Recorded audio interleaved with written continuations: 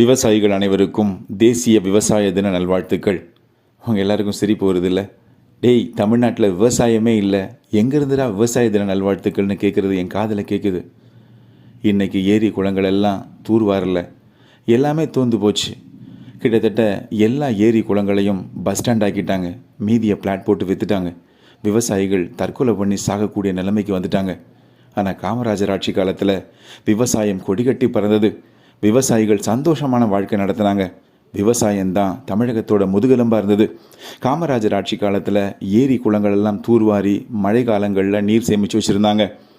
அதிகமாக போன உபரி நீரை அணை கட்டி சேமித்து வச்சுருந்தார். நிலத்தடி நீர் குறையாமல் பார்த்துக்கிட்டார்.